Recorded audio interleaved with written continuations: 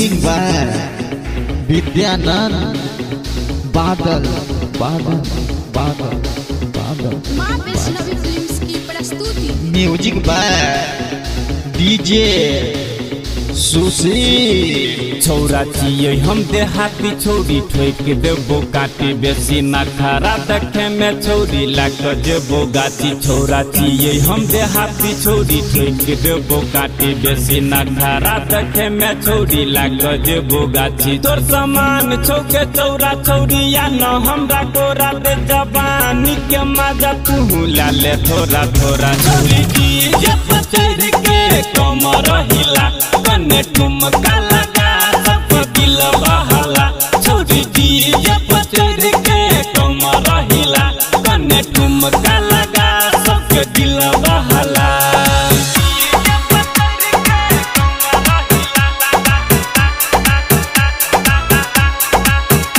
माँ वैष्णवी फिल्म्स की प्रस्तुति। रात भर छोड़ी तोरा खूब नचेबो लगू में सैठ के मजा खूब लेबो। रात भर छोड़ी तोरा खूब नचेबो लगू में सैठ के मजा खूब लेबो। होठ तोहर चुसलन छौरा पैसा खूब उड़त तोहर नाच देखे खातिर छौरा कुर्सी पर देतो। छौरी डीजे पचर के कमर हिला कने ठुमका लगा सबके दिल बहला।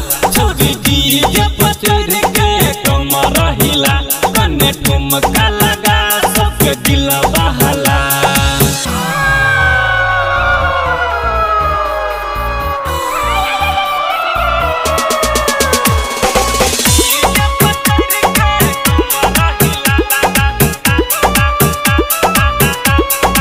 माँ वैष्णवी फिल्म्स की प्रस्तुति। छौरी बंद है तो लाइट छौरा कर ले तो फाइट सब पीने छे दारू तभी ते तो फुल नाइट। छौरी बंद है तो लाइट छौरा कर ले तो फाइट सब पीने छे दारू तभी ते तो फुल नाइट। छौरी देखे में चिगोर तू तो लागे चिबे जोर होट चुस के छौरा आई कर दे तो भोर। छौरी डीजे पचर के कमर हिला कने ठुमका लगा सबके दिल बहला।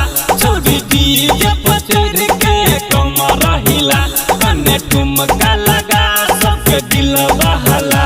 तोर समान छौके चौरा छौरिया न हमरा तोरा दे जवानी के मजा तू ला ले थोड़ा थोड़ा। छौरी डीजे पचर के कमर हिला कने ठुमका लगा सबके दिल बहला।